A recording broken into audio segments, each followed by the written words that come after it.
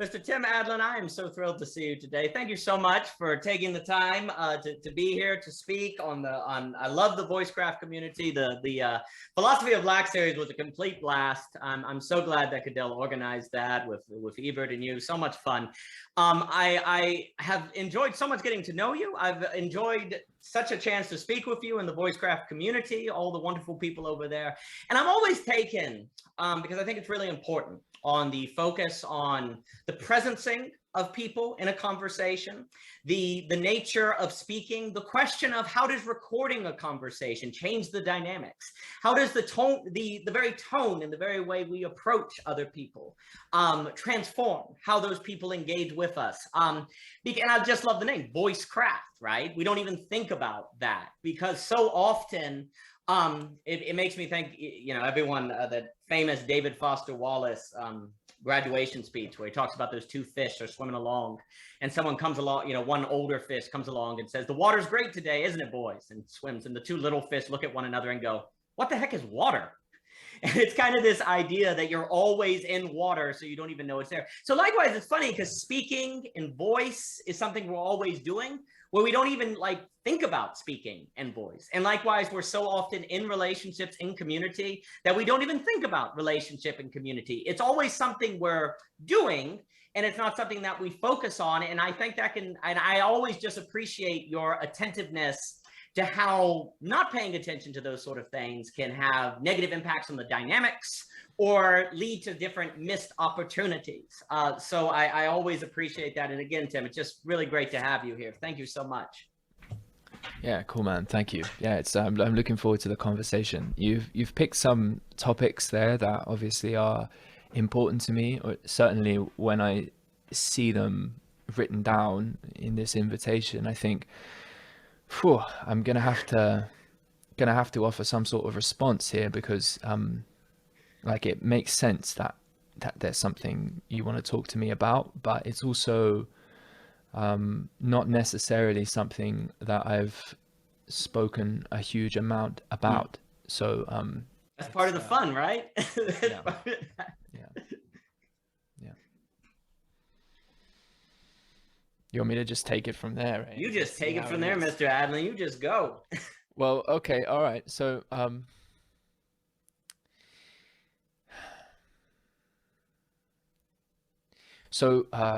I didn't expect to go this way, but when it comes to speaking to each other, speaking with the recording button on, and we just had a little moment of it there's we're always swimming in a soup of expectation. Oh yeah.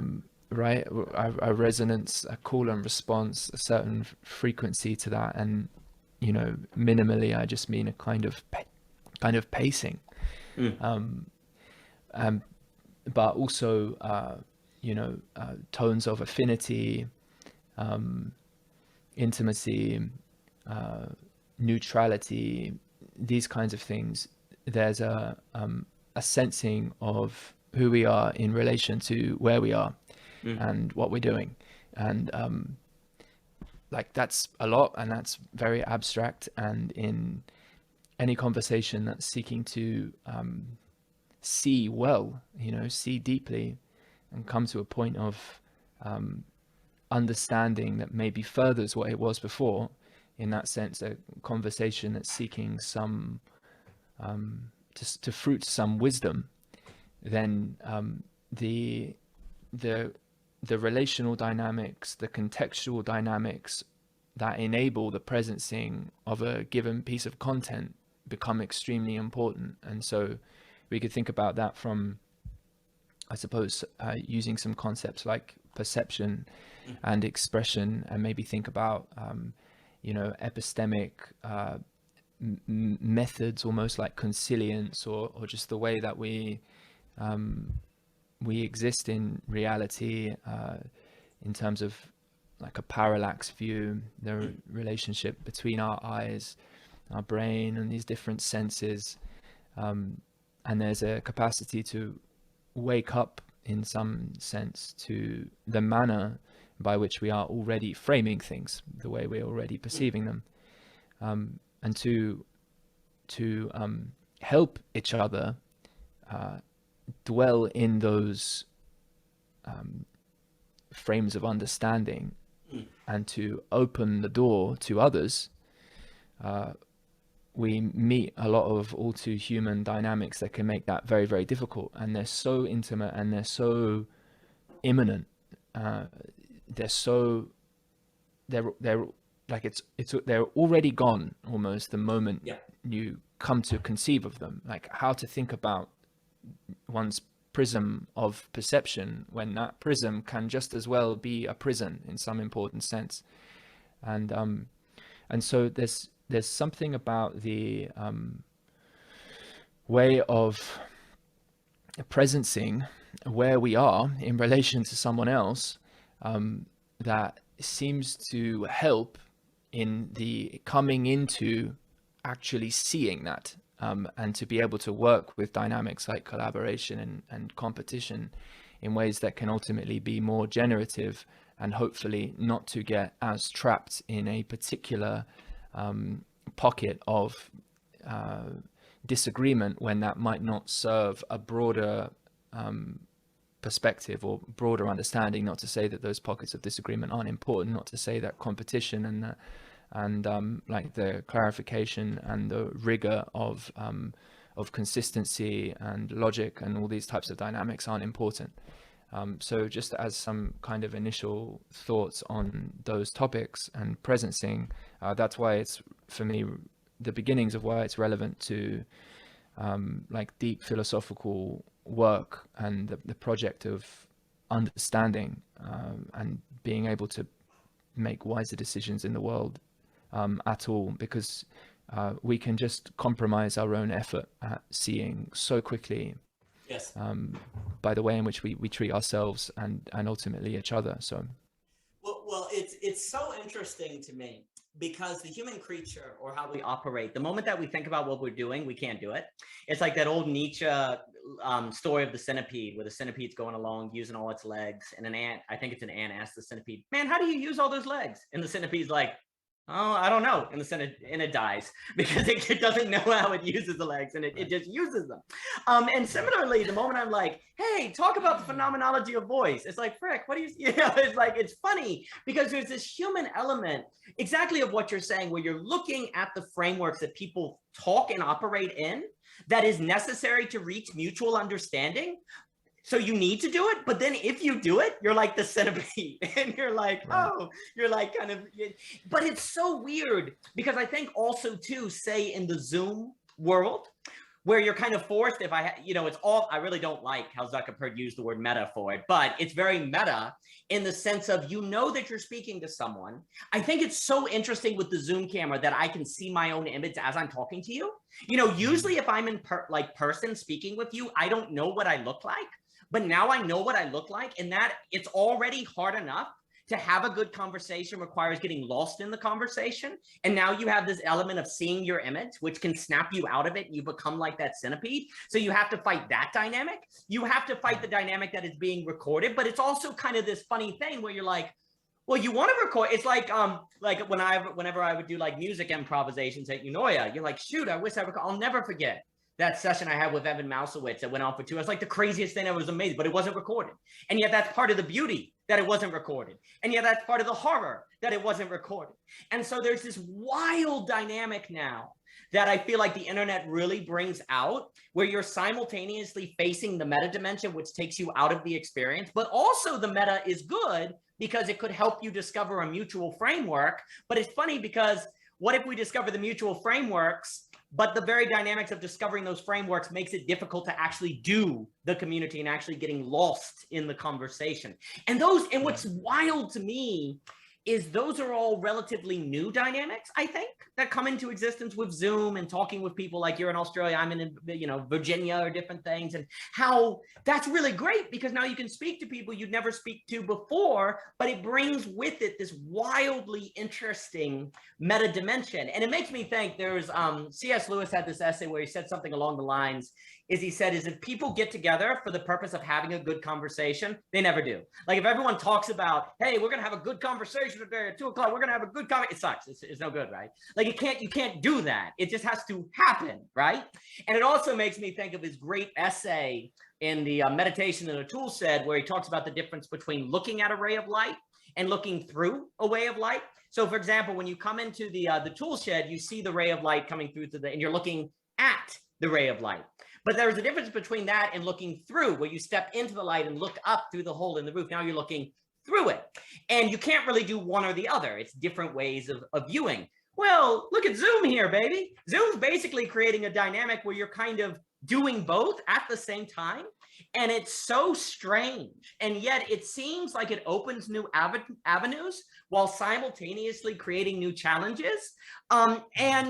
And it's like what we need today, and you could even say it has political ramifications. If you have a world of diversity and difference that's not able to get lost in the joy of the other person, or lost, in the flow of the dynamic, because it's too difficult to overcome the meta dynamic, the meta dimension of the Zoom or the internet, then you'll have so much potential, but it won't even be realized. So to me, kind of the awareness of that entire dynamic, that entire schema that we just described, is so important, because we're in it now. Like, we're in it and we're doing it. And yet drawing attention to it is a threat to the flow, and yet is necessary for the flow, because you are already in it. So it's a fascinating, to me, unique phenomenological experience of communication, community, and so on and so forth. Yes. Yeah. There's something about the ever-present opportunity to dip into humility, which really helps to accept the opportunity for flow. Yeah. Even if, as it feels to me all the time, I'm going to fall off that wave, there's a sense in which, okay, it is possible to just breathe and try again, and the affordance, the way one's treated by someone else, whether the listening in some important sense is not only welcoming, but what would be the word? Not so much holding to an ideal, but nudging in that direction. It's kind of like an orientation towards seeing that spark of possibility in someone, and not so much just imagining it, like seeing it right there. Like, there's such, like, people care so much about mattering with what they have to say, unless they're so mired in a kind of cynicism that they're not really talking to you. They're sort of trapped in themselves. But to the degree there is like some sense of wanting to come into connection with someone, that possibility for like a good conversation, it's always present. It's as present as one's humility will allow, something like that. And then there's some other things too, but that truly is a consistent experience. It's like a consistent relationship to my own failure to have to find the words in some important sense. Well, I mean, what you're saying on humility and flow, I think is such a big deal. There was a gentleman, Timothy Keller, and he'll talk about, so what's the, so you don't want to be selfish or self-focused, because that's bad. We all know that's bad. But then he also says, but there can be something about like kind of selfless, that can be humiliation, and you're always making a point to talk about how you're less than other people. And he said, that's bad, because you're kind of still focused on yourself. You're thinking about how you're less than other people. And when he talks about the middle, he talks about self-forgetfulness, a sort of state where you forget yourself. You're just using yourself. He talks about, like your thumb, right? You don't really think about your thumb very much. You just use it, right? If you spent your time thinking about your thumb, there'd be something dysfunctional about you. Even if you spent all your time talking about how your thumb doesn't matter, because that would be dysfunctional as well, right? So it's like focus. And so there's this notion where to really flow, to have the right dynamic, there's a kind of self-forgetfulness where you're not thinking about yourself. But that's so difficult because human beings are status obsessed. That's like Alan Botine, I think, status anxiety and different things. They're always, I think there is like Homo ergocticus by Louis Dumont talks about humans are naturally hierarchical. He did like a anthropological study of the formation of different caste systems and different things. And there's something about humans that really struggle not to think in terms of hierarchy. They really struggle not to think in terms of status. But now people know they're supposed to say they don't care about status. So when they go into conversation online, they make a point to say they don't care about that. But that's just part of the script to establish your status, because now you have the highest status because you said you don't care about status. So there's always an additional meta level that can be added unless you genuinely forget yourself. Unless you genuinely can truly phenomenologically get lost in the other person. And that is a skill, I think. I think that is a sort of skill. I think that gets into, intrinsic motivation. I think you have to be for the ideas. And it's just interesting to me because in the same way that I think there's been a lot of talk of, well, there's kind of an idea that if you got rid of the borders of nations and you have a globalized world, right? That everyone would just kind of come together and see that they're not so different after all. Well, actually it looks like globalization and pluralism leads to fascism, like a lot of separation of smaller tribes. People don't really like diversity very much, it turns out, when it actually counts for something. People will talk a big game, but actually diversity is very difficult. Like actually loving your neighbor when your neighbor doesn't think like you is an entirely different ballgame. Where in the same way, when the internet allows you to communicate with everyone and allows you to have constant communication and integration with other people, oh, you actually find out that you are status obsessed. Oh, you actually find out that you are naturally inclined to always be thinking about what you're going to say. It's kind of a revelation of one's own motives. It can be a revelation in the same way that when you encounter true diversity, that actually you have to do the work to actually love your neighbor. It's not just given. It's not just there. And so it's like, for me, another reason why discussing quote unquote voicecraft and presencing is so important is because everyone now is increasingly in communication with everyone else. Borders between nations are indeed going away. And it is not the case that human beings just naturally overcome their ego. They don't just naturally learn to presence with other people. You have to have these meta conversations about the frameworks that they're operating in, the different values that people have and why they ascribe to them. But that's very difficult because you have to figure out the art of how to do it without destroying the flow, which we just talked about earlier, is naturally in conflict with the flow dynamic. So to me, it's kind of like the stakes are now very high on figuring out how to engage in the presencing and different things that you're describing, precisely because you are in a world where you are so interconnected with radical diversity, with radical difference and radical communication, which I think in a Hegelian sense is an opportunity for a better and greater world, but only if we can overcome our natural status seeking, confirmation bias, tribal tendencies. And then of course, what that looks like, you'd have to get into economics and the formation of society and tech. Of course, you'd have to get into the specifics of that. But to me, to me, that also presents a challenge to learning how to converse and how to bring oneself into conversations to rise to the occasion of the world today. Yes. Yeah, absolutely. There's so many aspects to the conversation. I mean, there's so many aspects to the project, really. I care obviously as much about the contextual setting for the engaging in interaction. So one of the things I'm doing at the moment is sort of planning a series, hopefully it'll be a series if the first one goes well, of monthly events, local events in Melbourne. And there's a warehouse space filled with many rooms, and there's an upstairs, and there's an outdoors, and there's a kitchen. So there's a sort of a space that's large enough to explore oneself, and then there's also places that are large enough for the whole cohort, the whole group of people to gather. And then there are spaces that are sufficient spaces to break out and to have smaller groups with different kinds of workshops and facilitations. And the opening of that space, everything from the invitation into the sense of autonomy and freedom that one has to step in to interaction.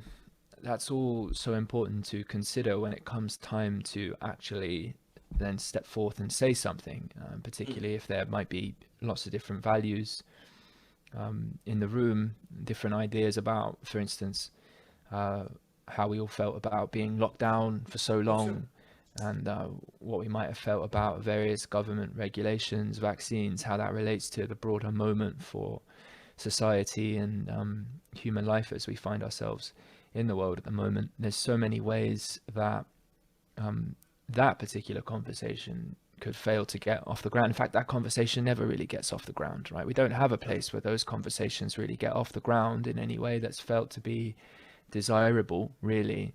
I mean, you can definitely find places where people go at it hammer and tongs, or they're sort of more or less on the same side, sort of beating the other side over the head. But it's not an easy thing to even conceptualize what it would be for a group of people where of sufficient difference to nevertheless gather and appreciate the value that that difference was bringing. And so yeah, this speaks to notions like the sacred, like the idea of a cathedral, hey, somewhere so beautiful to gather, that itself was a shining light of possibility, that was a symbol for the possibility of the connection of different threads of value into one, even if some of those threads might be felt to be more relevant and important to me rather than you, at least on the face of it, because, you know, maybe that other aspect is somewhere deep in the shadow that can be profoundly meaningful to engage with. But of course, the very presencing, let's say, of that kind of material, of what that would mean for one's associations and various ego structures of momentum in the world, all of that, or at least some of it, might be up for grabs. And so, yeah, it's a very delicate balance. And then on the other hand, you know, none of this, I don't think about any of this from a position of well, lightness, yes, but not from a position of weakness. What word am I looking for? Where delicate becomes something flimsy or just or just whatever. Like there's something that has to be profoundly strong in one's connection to themselves and what matters and its value as such, in order to be able to be with difference in a way that is well, coherent fundamentally. If one's not grounded in something, then one will come into contact with difference and either entirely reject it to the point of not being able to perceive it, or could be borne along by it and taken over by it. And in that sense, there's no dialogic relationship there. There's no relationship of you know, many in relation to the one, or two in relation to the one. It's simply well, it's in a way it's a kind of war, or it's a kind of such a deep kind of naivety that you're now just on the other army and the war's coming, and there would be a better way to express that. But it certainly wouldn't be that shamanic work of a sense of the harmony that's possible even in the face of difference. Let's say it's certainly not something that's going to be capable of reorienting its way in any kind of imminent, more proximal sense towards resonance from a place of dissonance. So it's a funny thing. It's something that has to be very, very gentle, but also very strong. And how do we discern when to be one or the other? What is that presence that is gentle and strong? That's something that's very interesting to me, not necessarily as a conceptual project, but just in that sense of being appropriately, you know, flexible to the world that is beyond one's capacity to hold. In that sense, that we share our presence with that beyond us, and in that way we participate with that beyond us, and change coming through is something we have to be in relationship to if we have any sort of humility, any kind of wisdom. And yet there are times when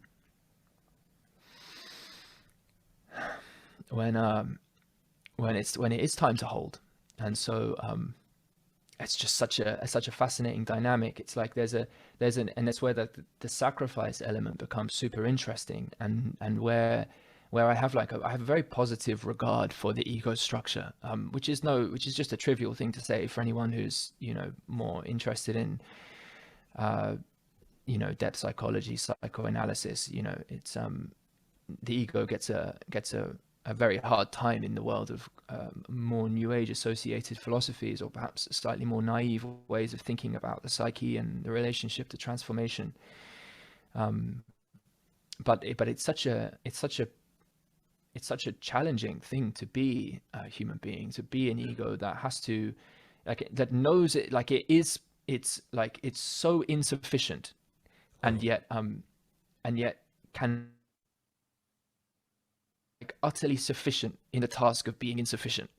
I'm not enough, and yet my knowing that and stepping forth regardless, and being aware and open to then return, right, to reorient to that place which can discern the next momentum, can begin to look to integrate something into itself up, or to explore another possibility, to feel that inner calling back to that which can reconstruct a way of being in the world, a way of being with others, which is now not locked to the limited image of my ego's imagination previously, which might utterly deny the real life affirming or the necessary death of something in the moment, right? I mean, whatever that life or death process is, like whatever of significance for the sake of we could use words like health. We could also use words like intelligence. I mean, it really depends in some sense what the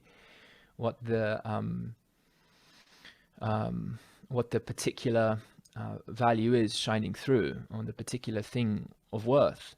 But and just to add one other thing into the mix here, which maybe is not the clearest, but we are in a place at the moment in society and in life in general where the underground of what matters, like that, what people really care about, like what they're really standing on, who they really are in relationship to what they love, what they really love, that's it, so much of that is uncertain, like so much of that people are unrooted from.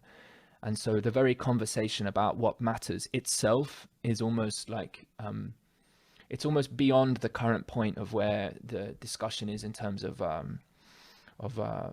sincerity and irony. It's hard itself to even bring that into to presence,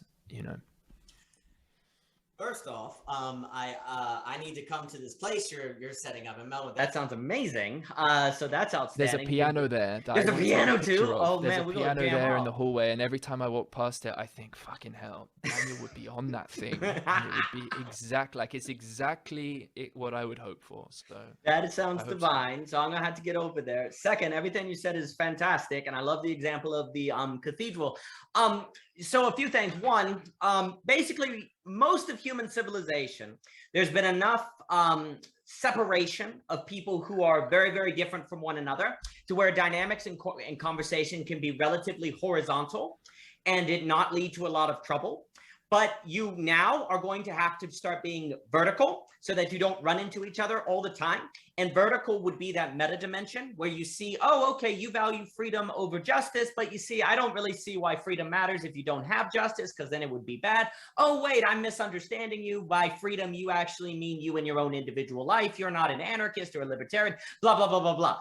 Figuring all of that and the different breakdown of values requires a meta dimension. But of course, the meta dimension is a threat to the very conversation because it kind of pulls you out of it. So this is a very difficult skill that I think most of human civilization has not had to deal with so much. And when I say that humans do not naturally like difference, so for example, if I'm just wearing hand-me-down sports coats that I got from my older brother because I don't like spending money on clothes, but I run into someone at the meeting who has a really nice new jacket, that makes me reflect on myself. I never thought before about my sports jacket or different things, but now that I see one wearing a nice one who made different choices on where he put his money relative to clothing, that makes me reflect on myself and I become irritable.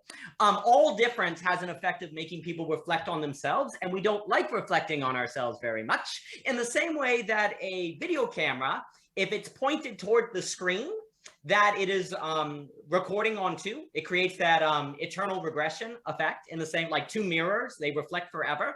What ends up happening is human being, it's like we talk about our lack series. When we reflect on ourselves, we're like a video camera pointed at ourselves, and that unveils this kind of groundlessness where we sort of go, why did I choose to get my clothes from Goodwill instead of buy new ones? I can't remember. I don't know. What is my ultimate epistemic justification for that?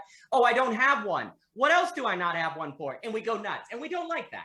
And so then instead what we do is we never talk to that guy who bought the nice outfit and made me reflect on myself, because I don't like that guy, because he unveiled to me the groundlessness of all my epistemic decisions. I don't like that guy.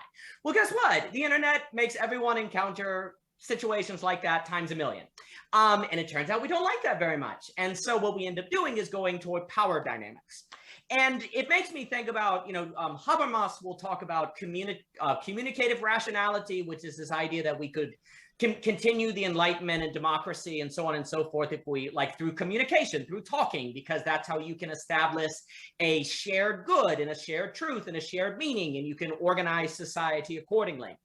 Well, I think there's some truth to that. I'm pretty big on communicative rationality, but I think it doesn't work without the meta dimension. And people, it's almost like sometimes we think that you learn, and you know how I talked about like water at the beginning? We all know that if you throw someone into a pool who's never swam before, they might drown, right?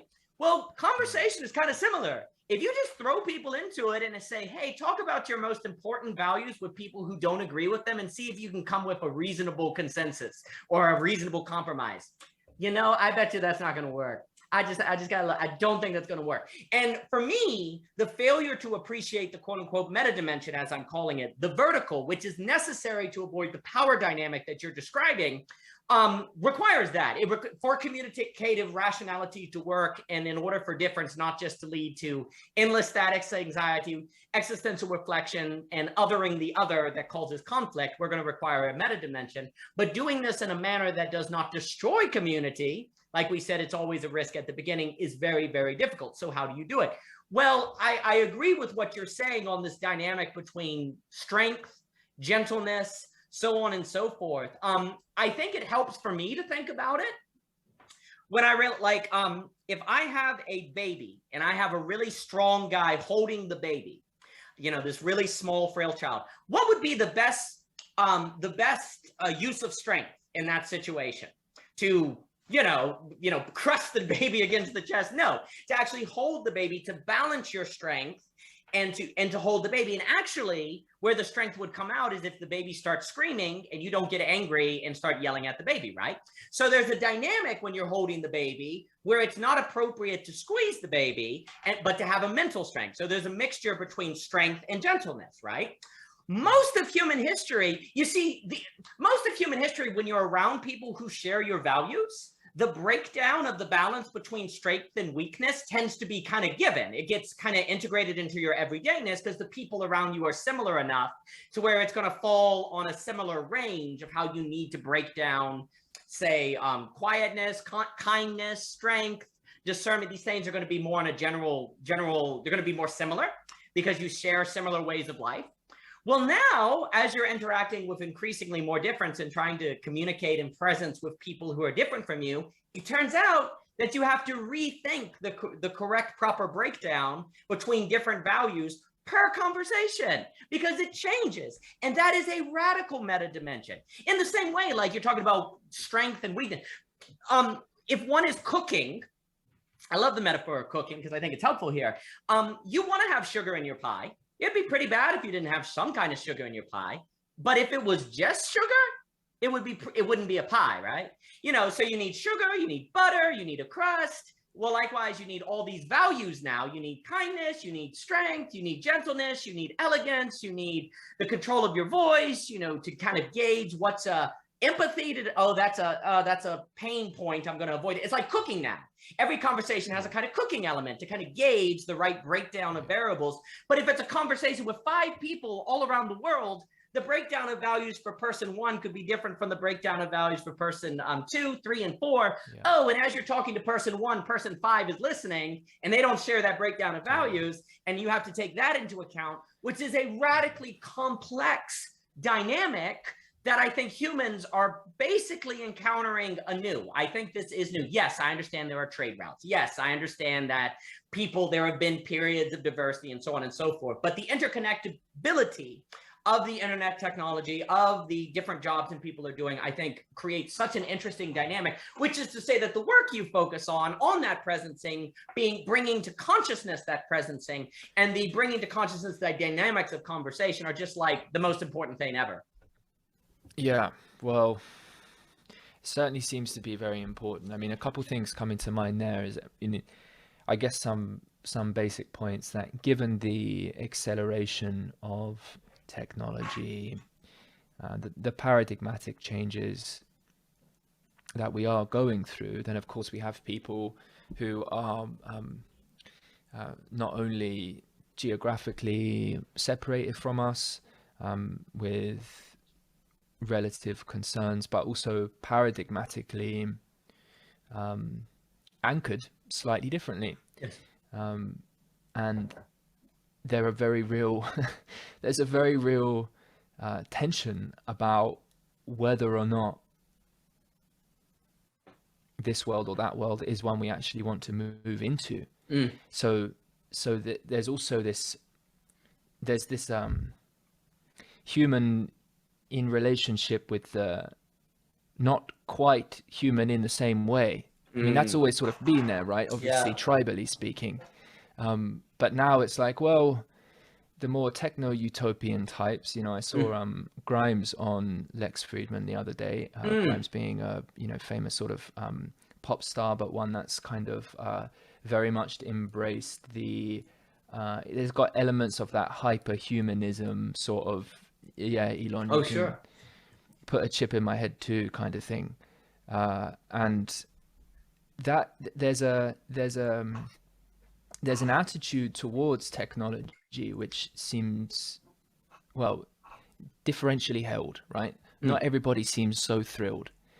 And so that's just one example, of something that's in a way like a very practical but energetically present looming rift in the vision of Absolutely. the future of man, and how to navigate that. I mean, is maybe not the precise purpose of this conversation, but how we come to face these values is obviously something we're talking about. So, I think that's very relevant because you're, you have that picture of the angel of history. I think the Klee painting that Walter Benjamin talks about. And he talks about this angel kind of being pulled through history, and it looks back, and the pile of debris is stacked, higher and higher, and the angel can't stop it just being pulled along. And it's this famous reflection that Walter Benjamin has on the angel of history. There is a sense which, I know people like Francis Fukuyama in his book on biotechnology sort of says we shouldn't just kind of roll over and accept wherever technology is going. We have a say. At the same time, the game theory dynamics are very difficult to stop, that are heading towards, say, everyone using genetic alterations on their kids to make them the smartest. And even if they outlaw it, some people will secretly use it. And what if America outlaws it and China uses it, and so on and so forth, and you get these dynamics? Well, the same goes with, say, heading toward a Kurzweil singularity and so on and so forth. So there is this sense where you're being pulled towards something, Which then the question is the following: at what rate do you want to be pulled toward it? What do you want to condition yourself to be like as you approach it? And what parts of it do you want to keep, and what parts of it do you not want to keep, right? Of whatever this kind of thing is that's coming. Well, if you're not doing the meta stuff that we're describing here, you're just being pulled along like that angel of history. There's no ownership of the future, basically. I mean, that's kind of the funny thing.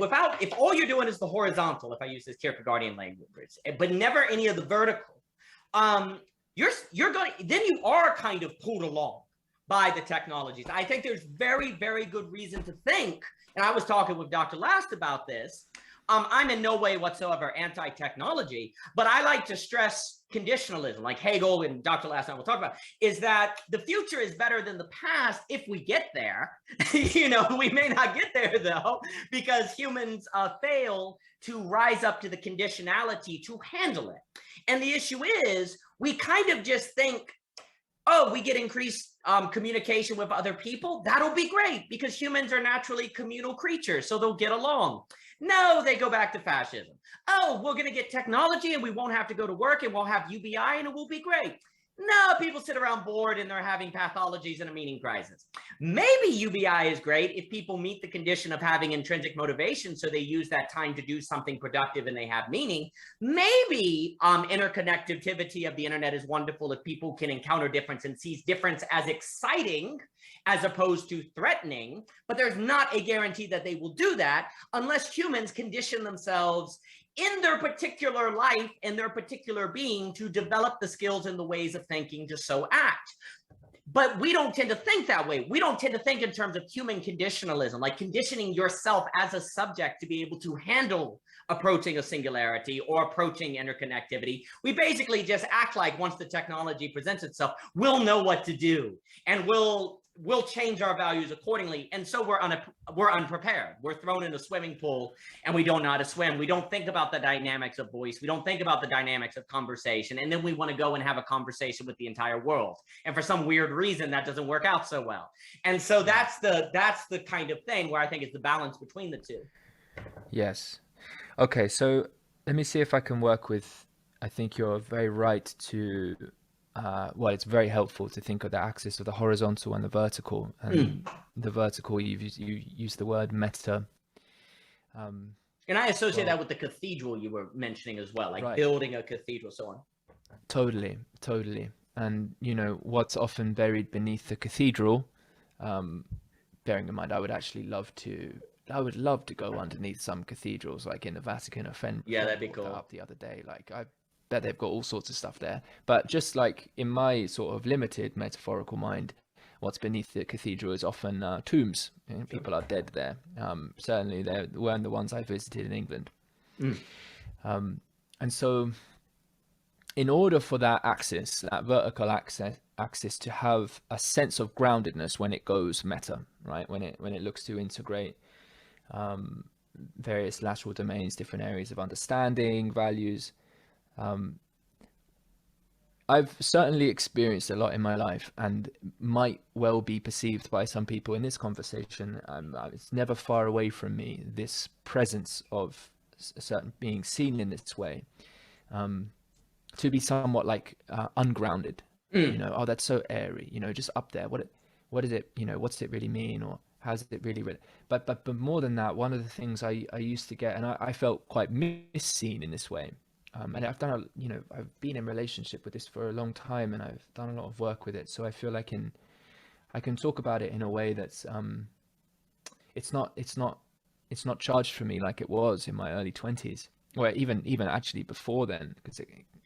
But if there isn't a grounding, let's say in the heart, in the body, in actually really breathing through what matters in a particular situation, really meeting in address, as you so well speak about, that other who you're in touch with, if there's not a sense of some resonant sense of this one has suffered a little like I have, that we're relating in that domain of like I'm not above you, meta better than you somehow, like I'm not going to the same place you are underneath the cathedral, right? In back to the soil. There's that sense of if one can enter into relationship before philosophy in a sense, or before a certain kind of abstract philosophy, I would really talk about philosophy as such as being this whole process Sure. ultimately. Oh yeah. But before that, various vertical leaps into the air,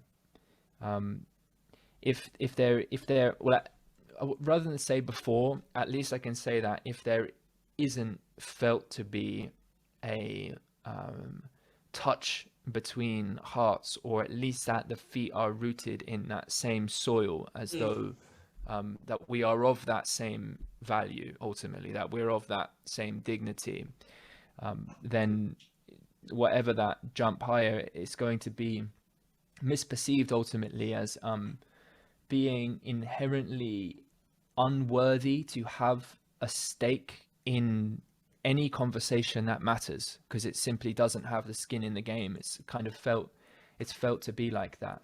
It's like, does this person really even, how can I even trust this person? Their energy isn't settled. It doesn't have a, who are you to tell me about, you don't have a home, basically. Yeah.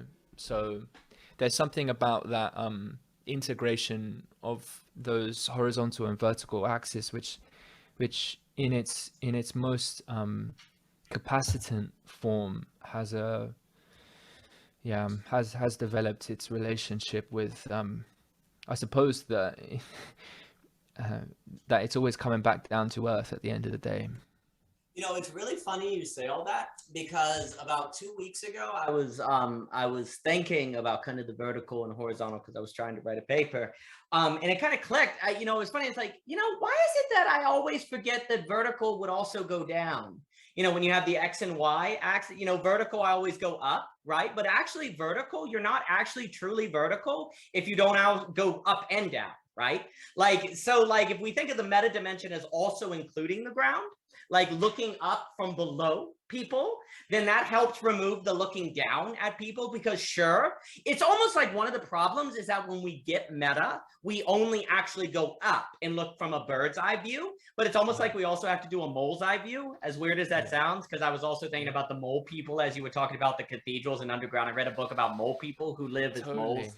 Yeah, in the It's in the painful to be a catacombs. mole. Yeah, It's dude. painful. I But would that's love to funny. comment on that. Well, what's funny is you're not fully vertical or meta unless you do the mole side. If you're only doing the angel side, where you're like above it all, sure, that is a part of the meta, but there's also a mole side, and that would help you be humble, and that would get into ground, that would get into heart. And it was so interesting to me, because I'd never thought about it before. It's like, I forget that vertical, because the vertical includes the heart. The vertical axis goes, it's interesting because the horizontal goes on forever. We have no problem thinking about the horizontal as left and right. But when we think about the vertical, we tend to only think of up. We forget that vertical would also include down. And it's funny. So it's like when we talk about these meta dimensions, it's exactly what you're saying. You're not fully meta, quote unquote, if we use that language, or philosophical if we just use philosophy as the word for meta, because I agree for you. Basically, philosophy is basically inherently meta, because it's analyzing the very mechanisms of operation of thinking and values and so on and so on. It's looking at the ray of light, not just through the ray of light. But the reason you look at the ray of light in the tool shed is so you look better through it, not so you can go get a PhD somewhere telling people about the ray of light. You want to get better at looking through it. Anyway, the point is that if we don't do vertical up and down, vertical in the air and as a mole person, then we're only halfway there, and then we become, I think, pathological. Exactly what you're saying. When you do it halfway, it becomes a bad thing, because it's like neurotic. You got to do the whole thing. I think I mentioned it in the Philosophy of Black 3. It's like people will talk about goodness, beauty, and truth, but the problem is if you don't have all three, they actually become bad things. Like, for example, if you have beauty and goodness but not truth, you're just manipulating people. If you have goodness and truth but you don't have beauty, nobody cares. If you have beauty and truth, it's not good. And I can go on. You have to have all of it. It's just interesting to think exactly on what you're saying. You're not actually doing the vertical or philosophical well if you don't include the groundedness with your big picture thinking. And I think it all goes together like that. All right. Let me try something here, which is going to be a bit challenging for me, because I want to try and there's 3 or 4 balls in the air, and it'd be good to bring them all together, because Well, we can create something together here. So I love creating. all right. So we have the vertical and the horizontal. We have notions of a paradigmatic transition.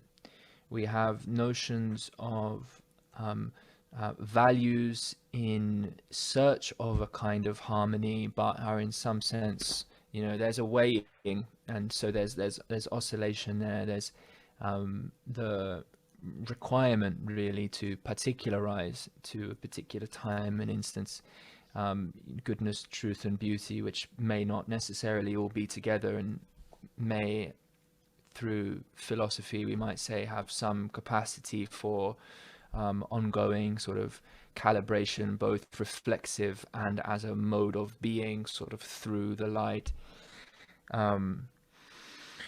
So and then of course notions of voice and the phenomenology of voice and that sort of thing, which was the initial sort of invited frame here, and it would be good to sort of bring that into the fold again. And there's also a sort of a second person dynamic here of philosophy as a kind of process involving others, and that there's a certain inadequacy we might each have alone, if we aren't properly able to come into relationship with others and ultimately, the world. I mean, philosophy is not an isolated activity, and it can be criticized as such, even though I'm not saying we can't do philosophy ourselves sitting down in a dialogic relation, and we're interconnected and all the rest of it.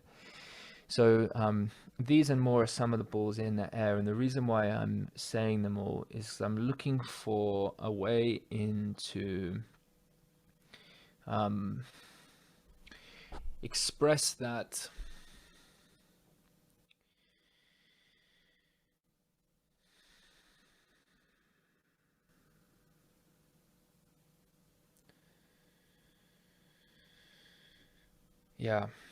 okay, so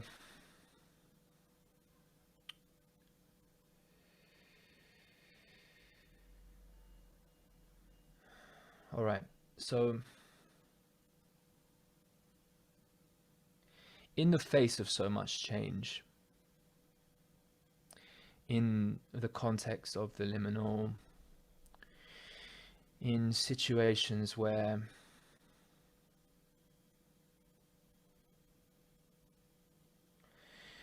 it's a bit too trite to say, we as humanity don't seem to know what to do, exactly, not really sure the contents of our remembering worth preserving, and reformulating. What is called in us to bring itself forward, should we actually want to have interaction that is wise about what matters in the broadest of all senses? I mean, what a ridiculously grandiose thing, but in some sense that's what an element of philosophy is about. People saying what the fuck they think is going on, where those descriptions and prescriptions are so massive. People talking about death, what happens afterwards, how society should be organized, what the nature of the human being is, and all of the status and hierarchy that is forged into the very medium and channel for understanding, the very philosophy for understanding that then serves as the basis upon which interaction occurs. Like, in some sense, the deep philosophy of a culture, that relationship between the mythos and, we could take the mythos, the logos, and the pathos, as Bard speaks about here nicely. I really do like those categories. The sort of stories we have about ourselves, and the sense of what's really real that we have to actually contend with and remember, and then also sort of different frameworks and rigorous sort of paradigmatic understandings we might have for all of that. Mm. What I'm getting at is what of the soul, you know, what of the soul that is rooted in the depths, right? That in some sense knows the heights partly through that crack that comes in, like the light it can aspire to, but also knows the heights because of the trapdoor back down, right? The bringing forth of the very, like, the core of our suffering, essentially the core of our suffering, and where we've been able to love, you know, in the face of that, like to the degree, talking about mole people, right? This is ridiculous, what I'm about to say, but I was talking to someone the other day, and I won't mention any names, not someone in the online space, but his sort of mode of response to the sort of coming collapse that he foresaw was one that was basically about building underground houses, you know, like full on mole response, right? When everything's fucked, I'll be in there. And I mean, there's not much of a sense of what's happening above the world, because that actually still matters, right? Your mole cavern is not going to last, you know. I'm glad you're doing it, but only if that can be properly integrated with what's above it. Right. Now, the story of this particular person in this case is, and why it links up with this vertical axis thing, is that there's just such a depth of suffering and wounding that was the best we could say is that it's still in process of metabolization. That would be the loving thing to say. Another way to look at it would be like, oh man, that is stuck there, and that is painful, and it's almost catastrophic. It's like catastrophically wounded, you know, in terms of how the psyche as a whole can know itself as whole and love itself as whole, but also enter into relationships with others. And so there's a sense in that if the healing of ourselves is not something which is in process of healing, then this lump in the throat, this trauma in the body, in the heart, whatever that blockage is there. When the being brings itself to get a view, right, of what's going on, if there very well could be something that is felt to disenable the capacity to really know another in the full depth of the suffering, but also the loving of that possibility of the human being and the actuality of the human being. Yes. So there's these different blocks to perception as such, which in some sense are entirely not abstract, you know. We can certainly talk about them that way, and they're not of the logos, they're not of the mind in some important sense, although the mind's totally related in how the ultimate process seems to work. But there's something about, and when it comes to the phenomenology of voice then, and we can make it a bit more practical and recognize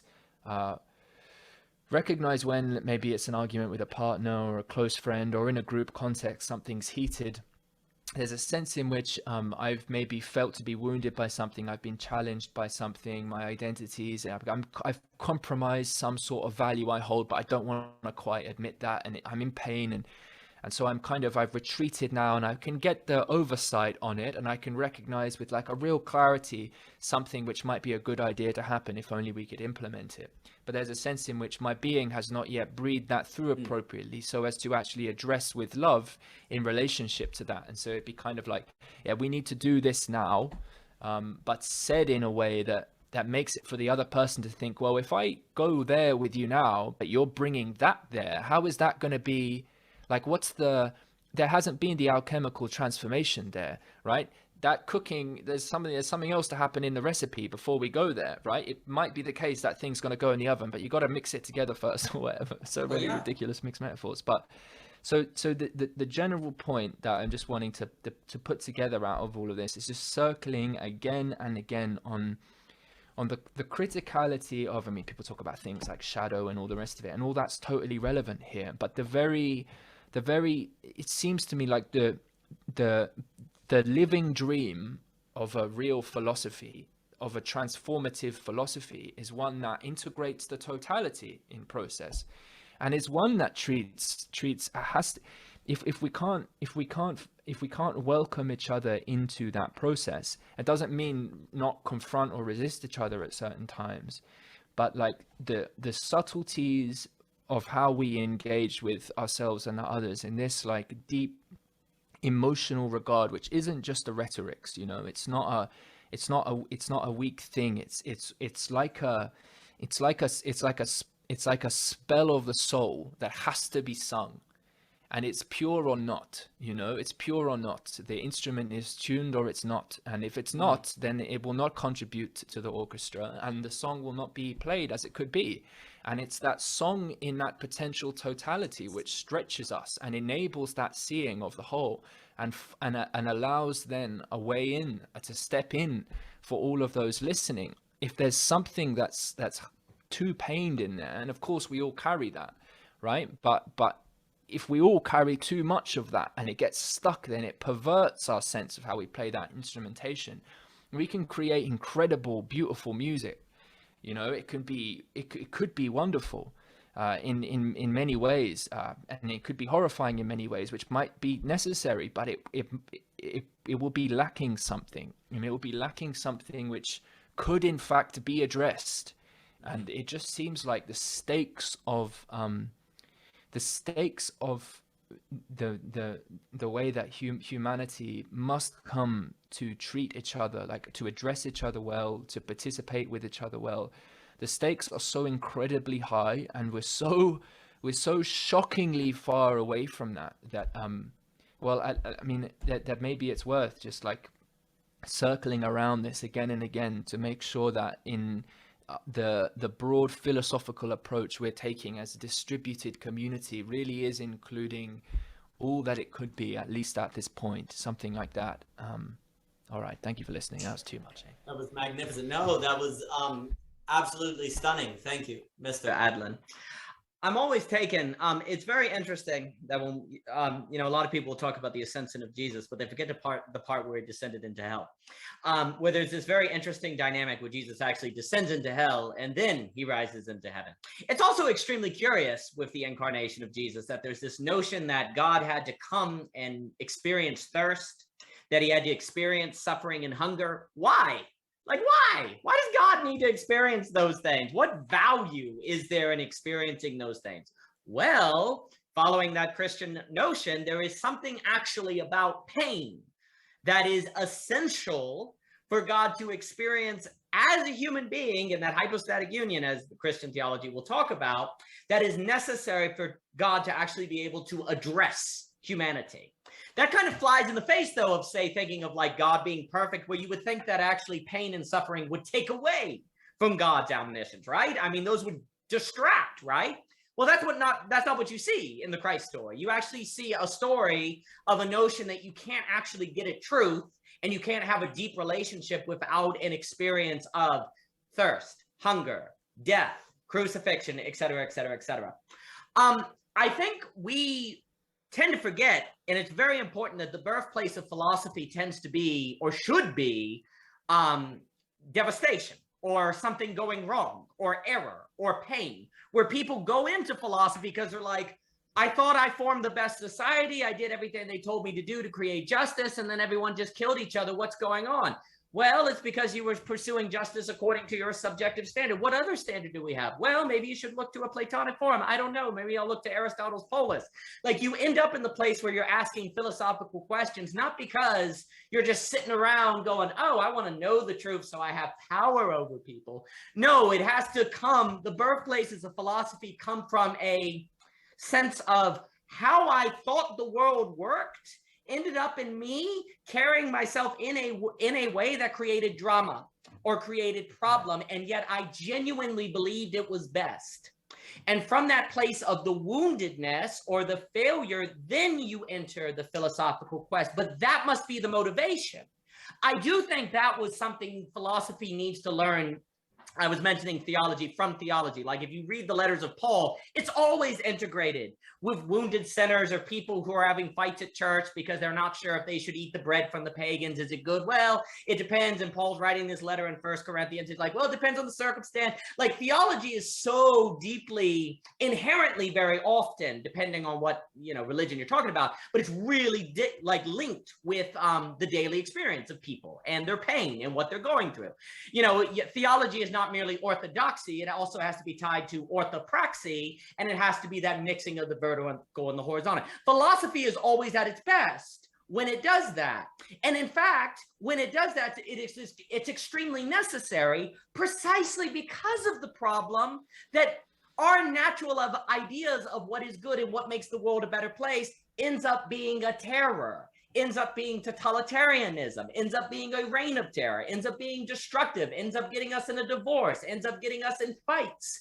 Without the meta dimension, you end up in those problems. And the people who do philosophy best, and I'm being very general, but I think it's a fair statement, the ones who end up doing philosophy best are the ones who understand those are the stakes. This is not merely the history of ideas. This is not merely about academic tenure. This is literally about a realization that the phenomenological experience of everyday life has a tendency to trick us in a manner that leads us into endless drama and trouble, all while we think we're pursuing the good, the true, and the beautiful. Because our ideas of the good and the beautiful and the truthful don't actually line up. So it's a matter of life and death, basically. It's a matter of wounds, and it's a matter of the groundedness. The reason you should be seeking a big picture view is so you can see how all the pieces on the ground interconnect and interrelate, and you go, oh crap, those pieces think they're doing what's good, and they end up interrelating in a manner that wounds one another, and then you fly back down to the ground to correct it.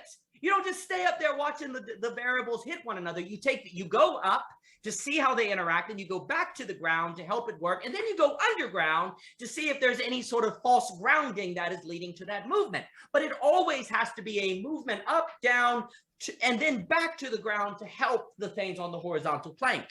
That is how philosophy is supposed to be. That's how theology is supposed to be. That's how meta thinking is supposed to be. And if that is not done, well, then you're like Flatlanders. You know the book Flatlanders, where everyone's just kind of stuck on a two-dimensional plane? Well, okay, on a two-dimensional plane, maybe if you're not encountering a lot of difference, maybe if you don't have the networks of the internet, maybe if you don't have to worry about the singularity, you can get along okay because everyone's separated. But when you're acting like Flatlanders, and now all the difference and diversity is interconnected together, there's going to be a lot of butting heads, and there's got to be a lot of wounding. And if the philosophical way of thinking is not an option, then the only way to respond to that violence is with violence. You're never going to say, oh, maybe we're misunderstanding one another. The moment you talk about misunderstanding, you're talking meta, because no one intentionally misunderstands. By definition, if you are doing X, you think X is good to do. If you understand a situation as Y, you experience Y as the truth. No one intentionally thinks of themselves as irrational, as misunderstanding, of being evil, et cetera, et cetera, et cetera. That doesn't mean they aren't irrational or aren't misunderstanding, but in order to detect that, there must be the meta dimension. And as you have a radical increase of quote unquote diversity and so on, the likelihood of misunderstanding becomes so high and so likely that it's just basically probabilistically inevitable. And the only hope of avoiding it or to correct it or to better calibrate the system would be a meta dimension, both from the position of the mole people and the angels, if you were, from up and down. Without that, you're in a lot of trouble. But it's always going to come in service of returning to the ground and interacting with people. And for example, you know, we're talking the phenomenology of voice. If you take all this very, very seriously, then you learn, for example, that in a conversation with people, you can tell them 100 times that you like them, but if you say one thing mean, that's all they think about. Or you learn the kind of tone of voice that you need to bring to the table that's going to make people feel presence in different things. Paying attention to the phenomenology of voice is necessary not to have unintentional misunderstanding, unintentional wounding, unintentional spreading of wounds, of which then if you don't have the meta dimension and you unintentionally wound people, you don't have the ability to jump up and see that you just did that, or jump down and see that you just kind of cut the feet out from under them without realizing it. So it's almost like the worst of both worlds. Like the meta can teach you need the phenomenology of voice so that you do it. And if you don't have it, you probably don't even have the ability to see the damage that is caused by not having an awareness of the experience of conversation and different things like that. So not only, as you say, are the stakes so incredibly high, but it seems to me that there are mistakes that if you make, you don't even have the capacity to see that you made them. And so then the likelihood of correcting them is very low. And then the likelihood to realize that you wounded people is very low, which means it's very likely that you'll keep wounding people who will wound you back, you'll then wound back in retaliation, and you get cycles of the revenge sort of Icelandic literature and these endless. It basically, without the meta and the grounding, it does seem like a return or an inevitable cycles of revenge, power, and dynamics. But to your point, and I'll give it back to you, this goes to show that philosophy, though, has to return to the ground. It has to be in the moment. It has to be in service of that presencing. Or otherwise, let's say you go up to the meta dimension and you see the problematic dynamics. Well, if you never go back into them, it doesn't matter. You're not going to go back into them. And here's the issue. If you yourself have never been wounded or suffered, then you don't probably have the same incentive to go back down because you don't think it's a big deal. And also you don't have that pull of empathy or shared humanity. And the point I'll make, I always find it very interesting that the humanities are called the humanities, like philosophy, literature, and different things like that, as if there is something about these skills that are necessary for humanity and must be in service of humanity. But the issue is, it doesn't seem very natural for human beings to see the humanity in the humanities unless they've had an experience with thirst, suffering, and the wounds. That once they experience the wound, then the humanities become about humanity. And they remember that, rather they're up in the air, underground, or face to face. Right. Yeah, I mean, really well said. So I thought maybe to bring into the fold something I intimated on a little bit, but is one of these often, I mean, seems to me to be an unseen contextual dynamic, which really influences the affordances of a particular field of possibility that a conversation or interaction or community is participating in. And in a way, addressing that contextual, that contextual feature of our society is something which has been core to the philosophical work I've been seeking to do. And I've recently come to sort of affirmed a slightly different, altered short-term path in relationship to that. I might have mentioned to you some months ago, I applied for some funding and have done so on several occasions over the years. And the sort of phrase I was using to tie together what I was seeking funding to attempt was a participatory wisdom commons. And I would see that in relationship, for instance, with the dynamics of state and market. And, you know, it has a lot of affinity with what people will find in the efforts of the, you know, the Vivekian world, and also a little bit of the thinking of people like Michelle Bowens. I would love to talk to Michelle more in the future. That was something I wanted to discuss with you and some others some months ago before my father passed away and sort of things changed. But Greg Henriquez as well has had some conversations in relationship to this a little bit.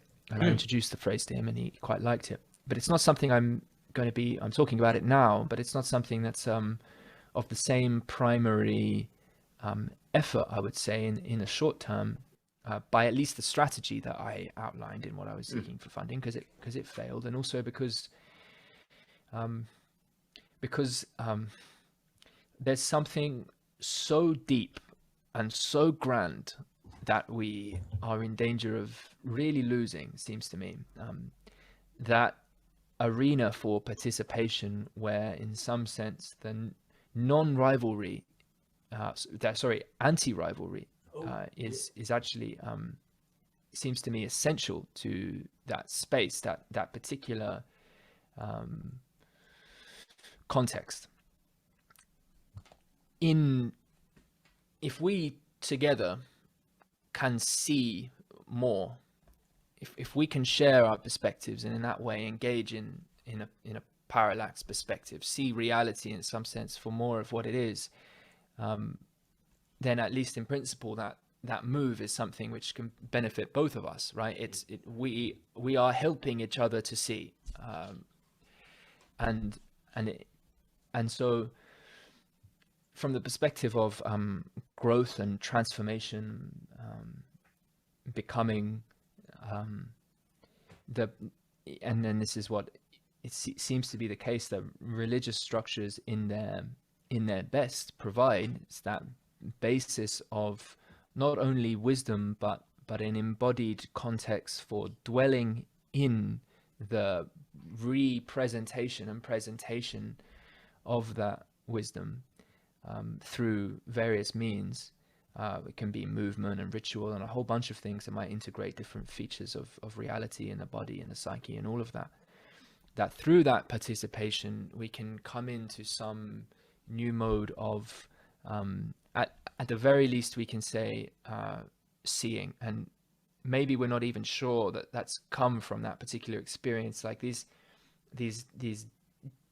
deep movements of possibility, like the stoking of those embers, and the enthusiasm and the joy that can bring, like the hope, like the kindling of that hope, like sharing in hope together is a critical thing. Not foolish hope and that kind of stuff, but so why am I saying this? Because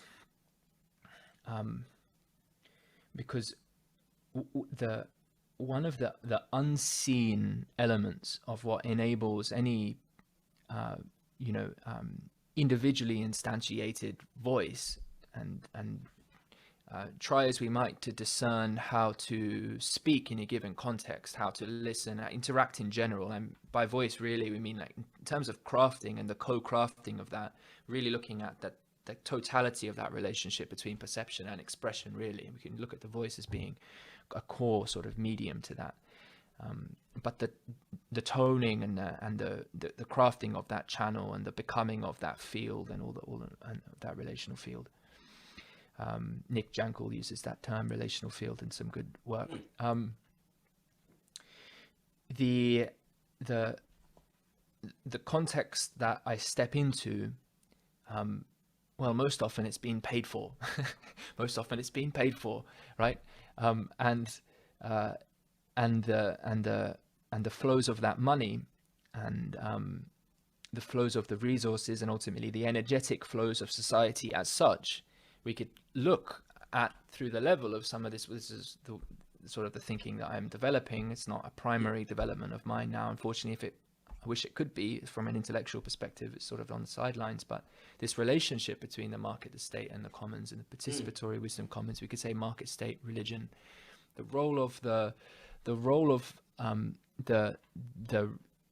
rejuvenation of that, of a shared context to participate in, that actually enables us to do this meta thing at all, of actually to be together and see together at all.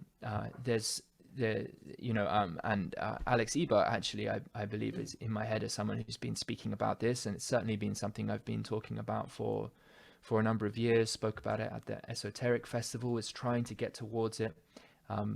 But fundamentally, the economics, the energetics, from that perspective, which enables the possibility for sharing in moments of criticality together, of bringing our energy to bear to craft something worthwhile, to actually address the broad project of culture making from a perspective that's grounded in the kind of philosophy that would seem to me to be as wise as I can presently see, acknowledging a dialogic, reflexive, ongoing process with that, then we have to find a way.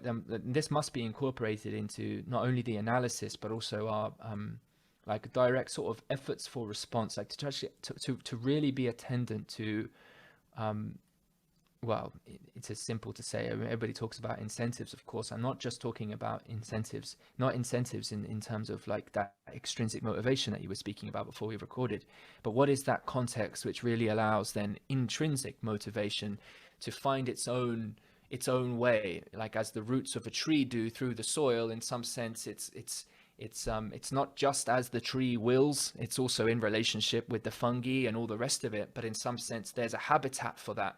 And as the trees are to the fungi substructure, there's a deep sense, as far as I understand it, at least not being an expert in this whatsoever, there's an anti-rivalry there. There's a mutual becoming that affords in that connection then between the ground and the meta as the tree's roots go into the soil. And so, you know, people have been trying to come and to offer some names and some understandings and ways to look at sort of new forms or old forms or revivified forms of religion. So some, as I mentioned, this term participatory wisdom commons, but the subtleties of the energetics which are present in a context. And I mean money, but I also mean it's all of the stuff that it's the affiliations that come with that space. It's the amount of time we have. There's so much that is that attending to that is like the magic before the magic, you know. It's like Absolutely. The spell isn't really even a spell. It was just that extra ingredient into the cauldron, but you're not going to have the bloody potion unless you've got the whole cauldron there, right? And so it's just such a big deal, all of that. And so that the shadow of the context for engaging in any of this at all, and the way resources come into that, like as a culture in general, it's truly shocking. It's so shocking. Like I was trying to explain this a little bit, like to some people at a party the other day. We were sitting around a fire. They're intelligent, open people. They're not people who engage in the philosophical discourse, certainly not in the online philosophical discourse. These are people who are living different lives with respect to the conversation we're having at the moment to some degree. And I was sort of looking at the fire with them, and I was sort of trying to bite a way in that we'd been joking about socks for like half an hour, and I was enjoying it, but I wanted to amp it up, you know, and as much as I love a good joke about socks, and I was like, what is a way maybe to like feel that was resonant with the moment, that was right present there, to sort of give a sense of how I was looking at things and why it was important to me. And the fire was burning, and of course the branches at the top were burning quicker than the ones at the bottom, and at the bottom were logs, you know, and those were burning through as well. And the logs, you know, the rest of the fire is of course sitting upon the logs. Now, I'm not actually sure what burns first in a fire, right? So this is a very basic level of expertise here, but it's shocking to me, the level. It's like we've forgotten to replace the deep logs of the fire of our culture. And in each one of us, there's the possibility for kindling, right? We can each start fires, but right now, those logs, it's like we don't even care. We don't even care. We're so concerned with the branches at the top. And it's just shocking to me, like, why all this effort into this expression? Like, not that many people, like, you know, some people enjoy, and I've made more friends than I have podcast listeners, we'll put it like that, which is something is a beautiful thing. But also I know that it's not my bloody voice, right, that the majority of people in the world are going to hear, and it'll be their portal to understanding. But so much effort I'm putting in, and we're putting into this conversation, and it's like, yeah, it fucking deserves a lot of effort. It remains shocking to me. Like, my whole life has been so intimately bound to this, you could say, the phenomenology of voice, at least insofar as the recognition of when something is not welcome or interesting or meaningful to say, but at the same time having that sense, nevertheless, of that orientation to what is meaningful. And right now, it's just like, those logs are still fucking burning out. There's not much of them left. And it's just felt like that to me for so long. Like, our very way, like everything about how we even relate to those logs is peppered with delusion, and it's peppered with our own our own lack of truly affirming our own dignity to care about being of that fire, to care about tending the fire. We don't feel worthy to even look into the fire. So you mentioned Plato's cave and coming out of it, and maybe that's a nice segue. We don't feel worthy to do anything else other than just look dimly at the shadows as we numb ourselves, right? And so this, and that brings us back more towards the inner phenomenological and kind of like the inside out opportunity we always have to engage in life and to be that which is creativity and is in influence. But obviously the energetics are crucial to consider as the other side, and that's what I began talking about. So anyway, over to you. That was magnificent. Magnificent. First off, you mentioned a lot of wonderful people. I mean, I love Mikel when he with Cadell in the Commons and Mr. Bard, and you mentioned Dr. Henriquez and Mr. Ebert. So a few things. One of the reasons why, it's just a little note first, the phenomenology of voice is very interesting to me, is because the very experience of speaking points to something that's not here, and that in speaking, it points to something away itself that you only think to look at because there's this thing that's not quite it. When I say the word cat, it's not the thing cat. And yet the only reason you think about the kind of experience of this present absence, quote unquote lack, a present absence, is because of a missing. There's this weird thing when you pay attention to the very experience of language, it points to those logs. And then the question becomes, why is that? What is the nature of human beings to primarily organize themselves according to a language that in its very experience seems to suggest that there's something that matters that's not here that makes what is here even possible? And I think that's important to note. So a few things. Now I've always wanted to go back and do like a really long paper on a book called Personal Knowledge by Pommier. I think it's very important. But the book I will mention, I think there's a book called You Are What You Love by James K.A. Smith. And the notion is that culture in the world that you are in your environments is always working on your loves. So when you go to the mall, it's kind of a sacramental experience because the mall is making you say like clothing or like material goods, and it makes you love those things. And so then you develop habits of buying those things. So the connection is environments work on loves, which create habits, and your habits become who you are. You basically are your habits. And so when you're talking about this communicative space, that's exactly right. You are always, there is this note in Daniel Frager's book on ontological design is lovely and extremely fantastic on this point. Like everything around you is working on the way you think about the world and you carry yourself in the world, not merely externally. It becomes basically part of you. And if you use that notion that your environment works on your loves, which creates your habits, well, you basically are your habits because your habits are what you do when you don't think about it. And they're kind of the framing of your conscious thoughts. They're the kind of orientations you have when you're not paying attention to your orientation. And so the notion of your environments and your spaces and your technology and so on is very, very important. You are always already having your loves be worked on and what you think about doing and so on and so forth. So if you don't think about that, you're in trouble. And so likewise, you're talking about money in the economic environment. Well, if you are surrounded in an environment that is making you think in terms of extrinsic motivation or making you position your loves toward things that are extrinsic from you, say a new car, just to use an obvious example or something, then you are going to develop habits of making the money so that you can get the car. So your economic environment works on what you desire, which then shapes your habits, and then that's your life, because your habits end up being what you do.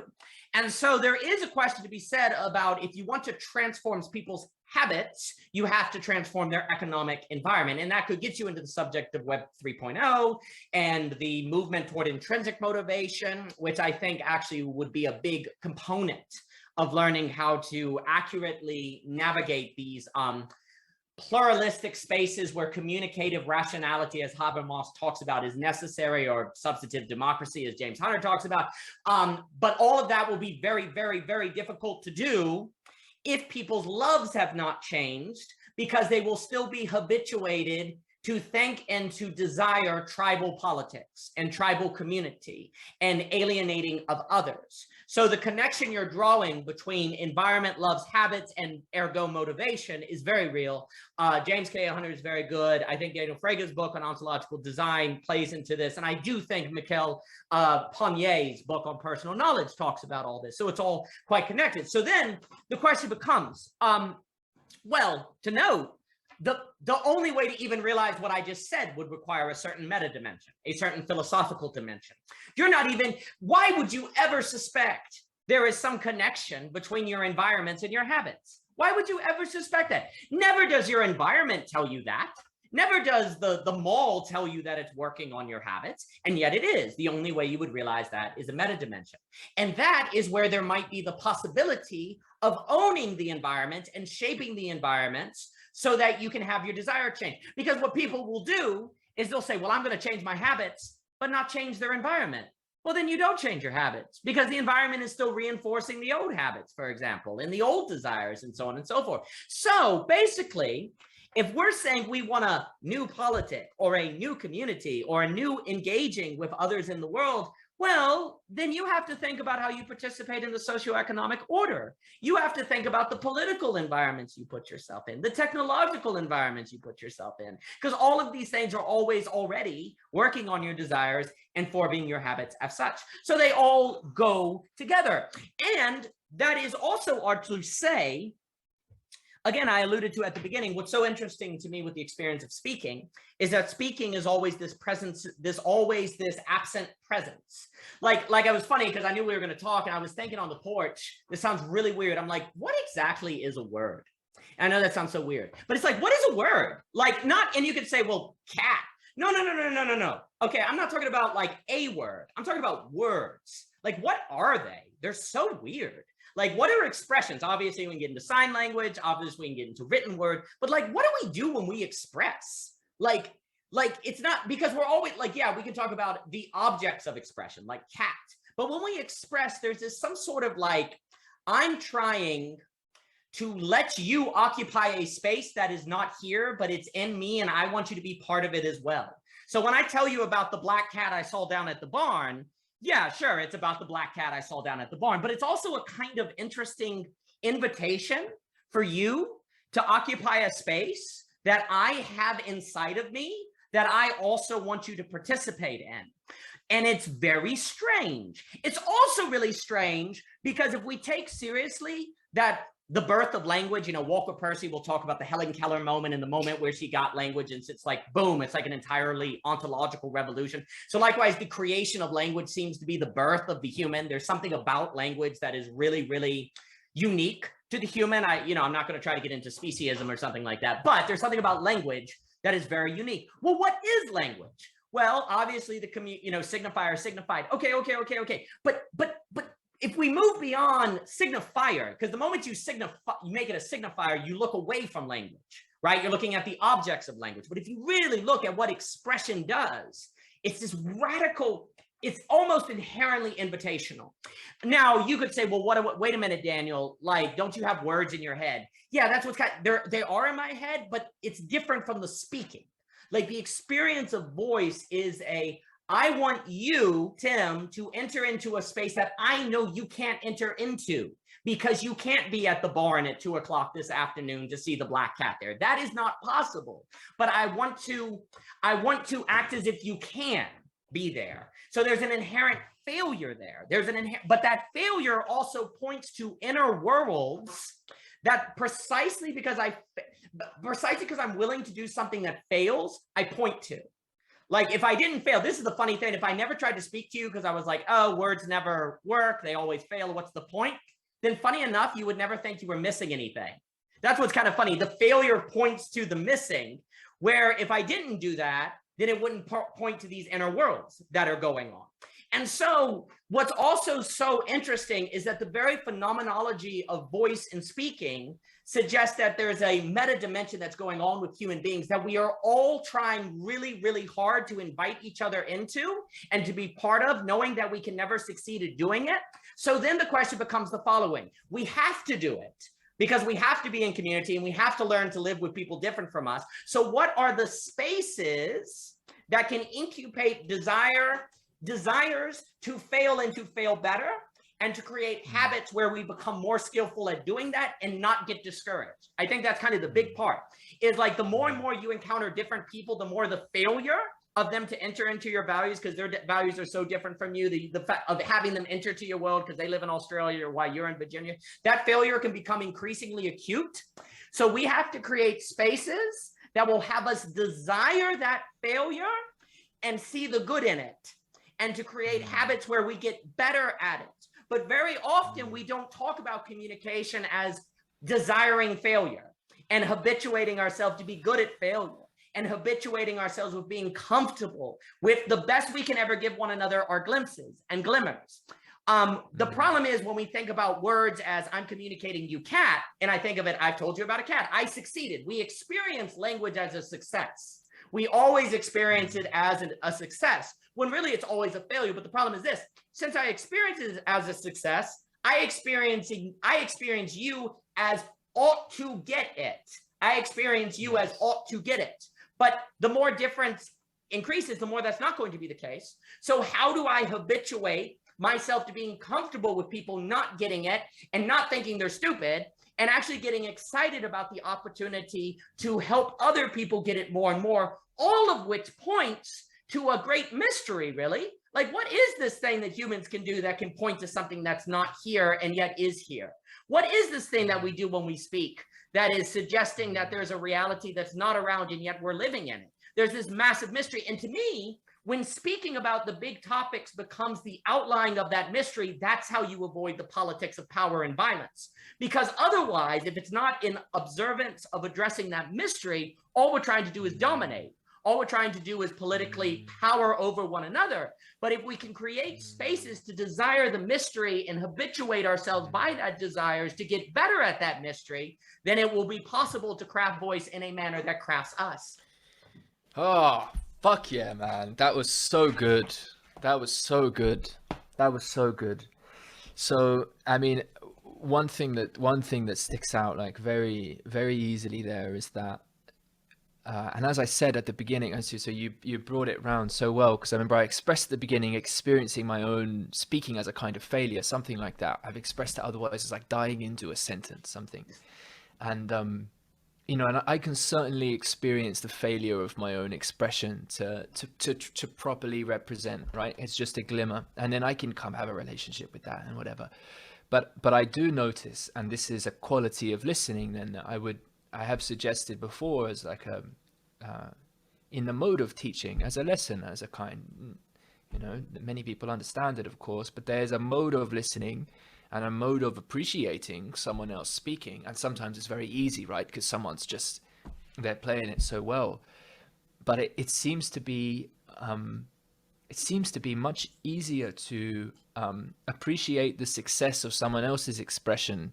And it's like I don't judge it by that same standard of failure, right? Because I hear it and I can appreciate, like, not only can I appreciate you nailing it, and I was actually thinking about, well, potential circumstances, and as you're speaking to, we're lighting up possibilities for us here, and we know those possibilities are seeking ultimately to, like, can the roots of the tree go that way? Do you know what I mean? Like, is it going to be possible for this thing to keep on going? Like, and I'm thinking about those instances in life of just witnessing someone absolutely nail it. And it doesn't mean it's got to be the most artful, philosophical, poetic, intellect. It doesn't have to be like that. It can just be saying as best they could, attending to as best they could that which they were seeking to speak, which was valuable for them, and valuable for others. It's like that movement, like it's whatever we want to call it. We want to call it a birthing or a dying. It's something that's like the magic of that renewal of possibility for that whole mystery to become somehow, for those who are in relationship to it, worth it. you know, that life is worth it in relationship to that mystery. Well, and what's so important is today, you know, because you know, to outline why the stakes are so high. The stakes are very high. The name of the game would seem to be critically important, which is based on the phenomenology of voice, as we've outlined, is to create spaces where people love that you just described, and they habituate themselves to doing that and desire to do that and to observe that and to honor and address that quote unquote performance, that presentation, that presencing. Yes. That is what needs to be done if we're going to, in fact, make it, dare I say, or to, under the plural, like to love that effort, that bringing Yes. forth, to love Yes. it and habituate ourselves to it, and to create spaces where our desire, that work on us in a manner that makes that our desire. Yes. And to presence it. And it can reveal truth as everyone's, yes, rather than just someone's in competition with someone else's. Yes. You know, that we can all participate in truth. This is one of the things I've been fortunate enough to I mean, as those people listening to this podcast will be, and as of course you have, but you know, I've encountered many brilliant minds, souls, hearts in writing, in person, in speaking, and many incredible perspectives that have seen very deeply into the nature of things, at least insofar as that illumined something for me that helped me to see. And maybe it wasn't the whole story, but it was an important part of the journey. And sometimes it seems like it's more than just an important part of the journey. Sometimes it seems like we've come to a place where there is understanding available to us, if only we could be worthy of it, which shines so deeply into the structure of things, which is truly profound. And at this point, it's as if it's Everest, you know, and it's like, well, it is just the tallest mountain. That is just the structure of what we got. And once someone's seen it and pointed at it, it's like, yeah, well, we're pointing at the same thing here, right? It's Everest, right? In some sense, it seems like there's truth. Now, I don't want to be too, I'm not trying to make too much of a point about truth here, but one of the things, metaphors I've used in the past to sort of, in group conversations to try and communicate this point, and it links up very importantly because it's something that when someone shares a piece of understanding, shares an insight, it's like, well, that's this person's view, right? Well, if they've said it and they've named the thing, they've named that thing that's now pointed at, and then that's truthful, and then is it like, is it appropriate? How can I be in relationship? Like, I want to be in relationship to the real thing. I want to be in relationship with that truth, which isn't theirs. It's just something they've come upon, right? In some important sense. And we can confuse ourselves. We spoke about this in the naming the nameless conversation. But in terms of going up Everest, it's like there are parts on that journey up Everest where you go through these, I don't know exactly what they're called. They're like shifting sheets of ice, so that it might be one thing. It can't be an eternal path, you know. Overnight there might be an avalanche, something might shift. You have to reforge the path to get to the top of Everest. And so in that sense, to be in relationship with let's say the most truthful that one can be, is actually to cultivate a relationship of truth with that. Like it is for all of us to express what is true. And it truly seems to be the case that we can do so over and over again, and we can rejuvenate it. I mean, one of the things that I have to be careful with myself sometimes, and I mean, there are so many, like I was kind of wondering, you know, I don't get invited to many podcasts or to speak on many things, and I'm not saying I should be, but one of the reasons is I think you should be. It's so like well, thank you. But one of the reasons is it's not immediately clear like what it is I have to say, or what it is I know. Like what would you talk to me about? It's like I can talk actually about quite a lot of things, you know, I think, but I don't even relate to myself like that. I think I do have quite a bit of content in me, but I'm not so attached to it in general, you know. But partly that reason is because what I'm seeking to express, like, is, and mentioned it with the humility thing. It's like,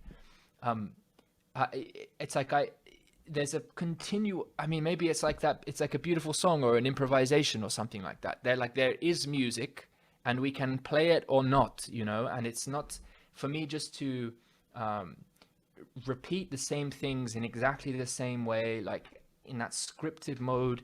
It's precisely not actually communicating from and of and to that very thing which is meaningful to even talk about. It's like it's right now that there is content we could talk. We've spoken about content in this. You know, I've even mentioned concepts of things that I take to be sort of intellectual work, and it just so happens that, you know, in some contexts I consider myself a philosopher who likes to do that stuff. But that's really not the point of this conversation in some sense. That's not really the point of the phenomenology of voice as you've sort of introduced it, and it's present in Voicecraft and what have you. It's like it seems like one of the fundamental revolutions we have to undergo is a return. If it's a return, I don't know, I can't talk about the past too much really, but we have to create, as you say, these contexts for interaction where truthfulness and the truth as such is available to join in, right? That the crafting of our own voice in relation to that is just as worthy. It might not know as much in some sense, might not have all the knowledge or all the content, but there's something about the I don't know. I mean, you put it all so well, but there's something at least more fundamental than, when you talk about words. It's the living of the words, you know, it's the life of them. It's the truth as a fucking hope as much as it is, but it's not just a hope in some, like, just some bullshit sense, but like the very courage to, like, to step forward. Like we have to dignify ourselves and each other. Like we have to do that if we're to live together and die together in any meaningful way and live again, right? We have to dignify each other, and that means that we are all involved in truth. Like we are truth. We are truth. So well, that has to be granted. That has to be granted as an affordance for presencing in the channel. It doesn't mean that people just get to run away with it. Like there's so much wisdom and maturity that obviously comes in, but it just feels like that we don't understand, or we do not dignify dignity. We've lost the meaning of dignity in some important sense in culture. Well, a few things. So first off, if I be bold, I think the thing that you're trying to describe is the dynamic of self-forgetfulness, where people are lost in something greater than themselves, that actually brings out a certain way of interacting that, when you see, seems quite critical for forming new communities that can handle the world we're in. But the moment you speak about it, you're looking at the ray of light, not through the ray of light. So for example, if this is the ground that you're trying to get at with Voicecraft, the moment you talk about it, it's like something comes up and now you have to talk about that, and you name it, it goes back and then it comes back up, and you're always trying to get to that. I think it's interesting because very often in what's called dialogos conversations are going to be about very big topics like Web 3.0, Ukraine, or different things. You see this very unique conversational dynamic come out. It tends to come out in philosophical subjects because the subjects themselves can be so complex and big that if you think too much about yourself, you lose track. So it naturally creates a dynamic of people getting lost in the magic of the dynamic itself. And you go, there it is. There you get. It's just like, oh, Tim, you're really interested in Web 3.0. It's like, yes, that's a really important thing. But there's something about talking about big stuff, big topics, that creates a certain dynamic of people interacting and speaking that seems really, really important. And I want to get at that. But the moment you speak about it, you're not doing it, right? We talked at the very beginning, the moment you're meta, you're not in. So it's not that. And yet you want to point at that. And yet you see it when it's about, say, when people are talking about Kant's noumenon or Hegel, they're thinking so hard to try to, to keep Kant and Hegel and different things. Boom, self-forgetfulness. There it is. That's it. And they're like, what?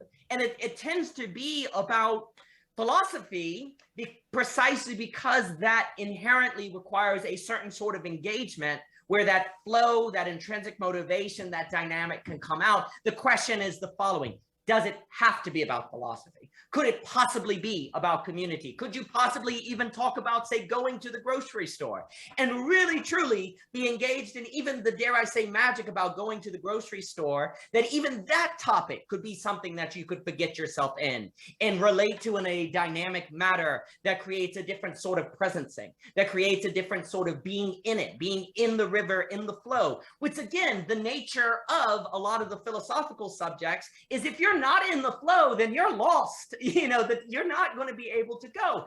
And so the dynamic, this fascinating dynamic, tends to emerge in those contexts. And the question for me that's so fascinating is it possible to create environments that create habits in people of that dynamic that isn't just about philosophy, but could just be like everyday conversation, could be everyday communication with dynamics, with people and different things like that? It seems to require depth because there's something about that meta, that vertical up and down that brings you to that place. But what's interesting to think is the dialogos, if that's the language, that being taken in, is that necessarily a philosophical underpinning? I mean, you see it in jazz music, you see it in art, you see it in the great story performances. It's kind of like as you're talking, how we talk about like at an open mic, you'll have a dance performance, you'll have a music performance. It's almost like there's a new kind of performance you want to talk about, which is the bringing forth performance. Someone who can come on, the ability to bring forth the thing, the mystery, this dynamic that we're trying to trace out as a kind of like ability, as a kind of the bringing forth. And it's interesting too, when you're talking about this thing, in theology, there's this notion that if you love God, you learn to love your neighbor. And if you love your neighbor, you learn to love God, and God is everything. So you're actually loving your neighbor, like a particular person helps you love humanity, and loving God helps you love humanity, and the vertical and the horizontal go together. So likewise, there's this notion that learning how to present yourself with the mystery and bringing forth the mystery has an interesting way of connecting you with everyone else. Like you were talking about how it's like they're talking about the truth, right? It feels like they're taking water from a river that everyone else is taking it from, but you can't see the river. You can only see the cups of water, so it makes it look like it's separate in those people. But if you can remember this thing that language points to, that is the present absent, and you experience those cups of water as all coming from the same stream, and the bringing it forth is an acknowledgement of the same stream, there's an interconnectability that emerges, of which in today's incredibly tribal, globalized, neoliberal world, that sense of interconnectability seems utterly, utterly critical. And it seems to be tied to the ability to work on people's desires and habits to make them love the bringing it forth, the seeing of the bringing it forth, and the seeing of the entire world of bringing it forth. I'm always taken by, if you read some of the mystical, whether Sufi or Christian or different things, this notion that even in the wind going through the trees, there's some mystery, something being expressed there that you want to find and that you want to see, or that when you see a great work of art, there's something there that you're like, what was it? And then it's gone, but it was there. That there-ness that you're always trying to capture. And the name of the game is, can human beings learn to present themselves in the world and with other people, that they create habits of bringing that there forth so that we can live more in light of it? Because if we don't learn to live more in light of it, it would seem as if the world will continue to crack. So the bringing of it forth would seem to be the art form that is of the utmost importance for us all to cultivate. Yes, beautiful. Yes, to know ourselves as love, and in as many of its forms as we have the opportunity to, I mean, it seems it comes back to it, so where love is that, at once a kind of, it's the stream that moves through you, right? It's the wellspring that we are, and also return to. and we can certainly feel as though we lose our way, and experience a whole bunch of other things. But yeah, I just, it's funny because the mystery philosophy, all the words to say, and I've been pretty enthusiastic saying things about truth here and there, you know. I I'm like truth. Truth is good. I'm just I'm I'm I'm joining you in trying to trying to gesture at the thing from within. It's interesting trying to give like an outside in, enough of an outside in coordination of the thing while making sure to remain in an inside out process of it, at the same time. Oh, And well, yeah. not to interrupt.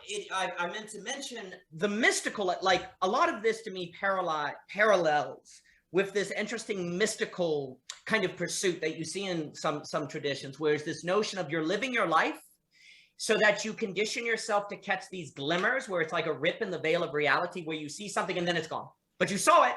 And the fact that you saw it then changes the entire horizon of possibility that can occur in the world. So for example, if once in your life, you see a green cat, just once, well, now the world becomes a place where green cats are possible, right? You know, that one experience changes everything. So when you have these experiences of the bringing it forth, it's like you see something, and now the world is a place where that bringing it forth is there. And that means there must be something that's being brought forth, something that's in the world, but not of it, something that's there, lurking behind the veil of reality, almost lurking behind it all, that can be brought forth in a beautiful, good, in a true way. Now, the question becomes like, what is that thing? You know, what is the way to mediate it in a manner that humans can handle, or what is it exactly? But it's so interesting because every time you speak, it points to a thing that's not there.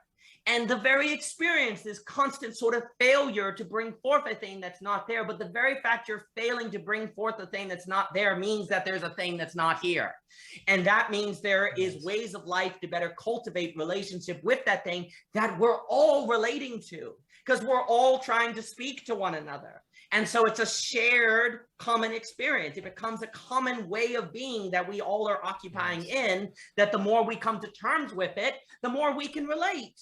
And the more that we can see that we're all trying to bring it forth and to live in light of that thing that we're bringing forth, and to remember that thing that we brought forth, so that we can carry that memory and transform the horizon and possibilities and meaning of even our trip to the grocery store. Yes. Yeah, I mean, beautifully said. A rather comical image that comes to mind, and it's perhaps a tiny bit of a tangent, but maybe not really.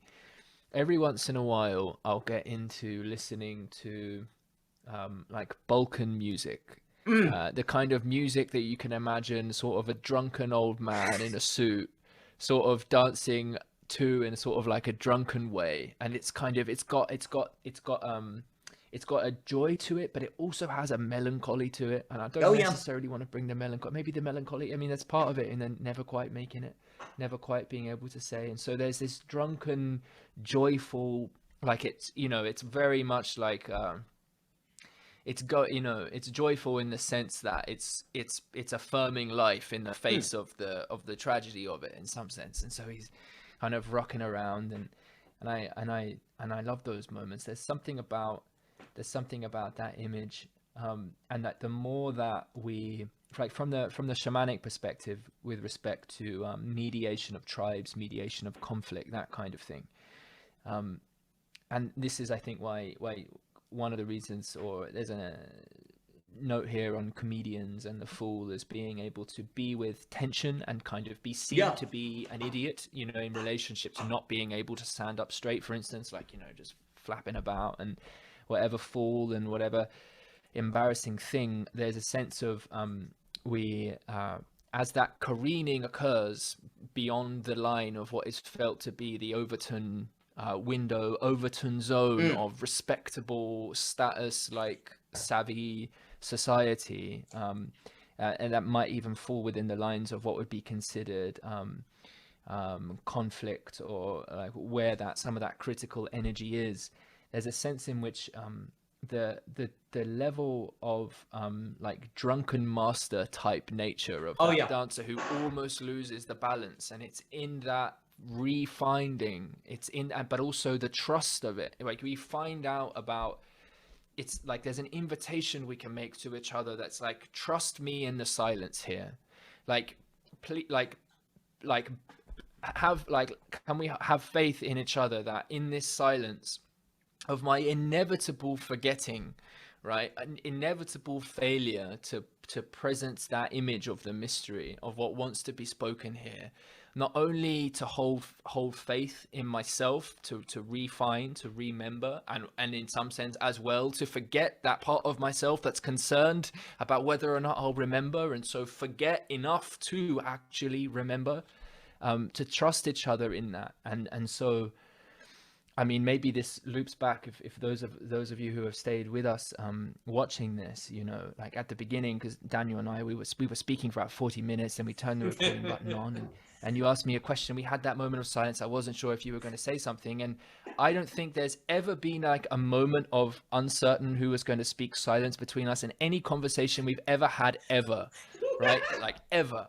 But like, you know, and I was just wondering, because it's the first time I've been on something where you've been the host. Often I've been hosting, or you've been on something that's been hosted otherwise. And so I'm just kind of giving a bit of space to see, is that what I'm trying to know, not to launch into something too quickly. And there's a moment there, and it's like, hang on a second, audience, hang on a second. What's their expectation? All of that. And I never got quite to link back in. Because I said at the beginning, well, we can begin. I began right there. And it was felt like a humility of like, of recognizing the inadequacy, right, to presence something valuable for the audience, right? Because that's, if this wasn't valuable, then this is not appropriate.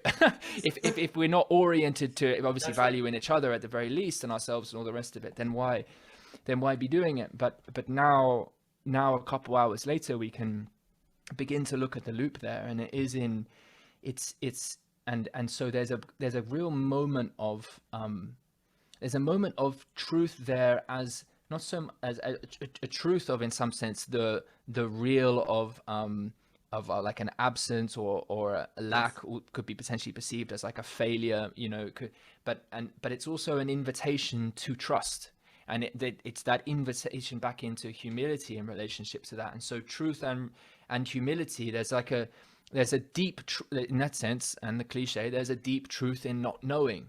So the actual presentation to being in relation with others, not knowing, like not possessing some wonderful, contentful truth, and yet in the humility of so stepping forward and nevertheless crafting something, there is truth being presented, right? And that just, what that means, like what that can offer to the flow, to the possibility. I mean, it's it could be the most, I mean, as people say, it's good to say I don't know, but you know, there's levels of the really reckoning with that I don't know, and presencing that and letting that be known, and that truly is powerful, because it's in that gap, obviously, that, well, then we can start talking about alchemical transformation and this kind of thing, and transformative philosophy. So. Well, it's wonderful about it, because in that space, you know, Paul Tillich will talk about the courage to be and ultimate concern, which I always really like. And there is something about the courage to be. What's so wonderful is about that dynamic of, all right, say something. What are you going to do? You have two choices. Don't say something or say something. And you see that sort of entering into. It is kind of like when you talk about, say, if you're talking about religion, there's this, it's like, okay, if you go to that temple, you might actually encounter a God, and then you're going to have to change everything. Or you can just not. So what do you want to do? Or likewise, if you know, in psychoanalysis, there's this idea of you can go into your subconscious and find out what's there. But then you might find out what's there. Do you want to do it? Do you really want to do it? And it's like, maybe you should just never explore it, right? Because there's always, well, you know, you were talking about the drunkenness. I really like that, you know, because there's a few things. We were talking about at the beginning how there's this problem when it's just like a single value. You know, Isaiah Berlin will talk about monism, and it's the idea that freedom is the ultimate value. Well, actually, you don't want a society where people's free all the time, because then they could say steal from you because they're free to do anything. You say, well, you want a society of justice all the time. Do you really never want grace? You know, but do you always want grace? Because there is crime, right? So there's this notion that you need a balance of different values. Well, similarly, we actually tend to be emotional monists, where we tend to think of all we need is happiness or all we need is joy, when really actually the most meaningful experiences or most beautiful music are these wild mixture of melancholy, sadness, and joy. It's not just one of them. But we tend to get confused because we tend to think about the world in terms of a kind of emotional monism, where actually the most beautiful things do entail a certain level of sadness to them. And there's something about the experience of really deep sadness that actually is good. It's very strange. But it's not strange if you understand that human beings are full creatures and they're not emotional monists per se. The reason I think this is important is because the experience of bringing it forth does not fit into an emotional monist framework. It is an act of facing fear. It's an act of happiness. It's an act of anxiety, but it's also an act of beauty. So the kind of presencing that you're describing does not fit into a simple emotional monism. If you say, does it feel good? Oh, we should do it because it feels good. Well, no, not in that beginning. You don't know what you're going to say. Well, we should do it because it's the right thing to do. Well, we don't even know what we're going to do. So how do you know that it's the right thing to do? It doesn't fit into a simple monistic emotional justification. It only fits into an experiential justification. Well, that means you have to do it. You have to come and see. I'm always, you know, Jesus is like, come and see, right? Come and see. You're not going to get it unless you come and see. But then, of course, it's like, well, if you want to get God, you got to come in the temple. But once you come in the temple, you can't forget God. It's like seeing the green cat. Your horizons change forever, right? You know, once you've seen the cat once, everything changes. Well, likewise, once you have the experience of the courage to be, or the bringing it forth, or the going into the cathedral, well, then that's, your life has changed forever, because you now know that that is a possibility in the horizon of your life. And that is something you could do. And the question becomes, do you do it or do you not do it? And that's the courage to be. Yeah, beautifully said, man. I'm losing my voice now because I've had so much fun speaking with you. You can probably hear it. Yeah. Well, it maybe it's over to you. I was not going to end this conversation because it's. Well, I'm not going to end it either. I don't want to. So. But maybe we should then, if you're losing your voice, because we could just go on. I mean, I can't craft it if I lose it, do I? I can't craft it if I lose it, do you? Well, we'll have to we'll have to do it again, won't we? I think I took a lot of notes because I'm really fascinated with the dynamic that you're pointing. To me, the dynamic that you're pointing at that comes out in the self-forgetfulness, that is a glimmer of the bringing it forth, that the fact that you glimpse it means it is possible. And if it is possible, then it is worth pursuing. And the question becomes a socioeconomic structure that can be designed to work on people's desires so that they habituate themselves to a place of bringing it forth and loving the bringing it forth, so that then they craft their voice and craft their listening to enter into spaces where the bringing it forth can occur, so that we don't end up as just that angel of history pulled on the thread to this who knows what pile of debris, that instead that maybe we can be the rose and fire that is one and neither consumed, that we can rise to the occasion and find out that all things are new and that we can make all things new. Oh man, yeah, absolutely. Let me say a couple things here, Please. just in closing remarks, and because your voice is you can hear it completely out. It's almost that's appropriate because it was the phenomenology of voice. It's the form. The medium is the message. The formal. It's like art, so it's formal manifestation. It's perfect. So I'd like to say to any of those still with us and listening that. Yes. I mean, you've given such a, I mean, I resonate so strongly with what you're saying, Daniel, and I've really just been trying to dedicate myself well to that for many years now, and that's still the same. It's still the same. I'm having to change constantly over these years, different efforts I'm making in this regard to stay viable in the context, viable as a regenerative, energetic being in the current economic context, let's say. So although the year didn't begin as I was initially expecting, or expecting, only for a few days in, it sort of all changed, but sort of intending, I two of my main projects in terms of external facing projects, in addition to the sort of more interior philosophical ones this year. One is a series of live events in Melbourne. I mentioned those before, and they are absolutely themed and deeply attendant to the purpose and the intention that, Daniel, you've just articulated. As of course, the conversations we've been having in the network, and that's sort of still there, and that's its thing. So if people are interested in those who live in Melbourne or Australia and might be in Melbourne, then voicecraft.io/events is where they will be. The first is on Saturday, the 11th of June, in the evening. The event, I haven't published it just yet, but by the time this conversation goes live, it will be. Like within 24 hours or so. So even if it's not, just sign up to the mailing list there so you can stay informed about that. And the other thing, which I won't announce, also haven't announced publicly, and will shape itself, on an ongoing basis over the next couple months. But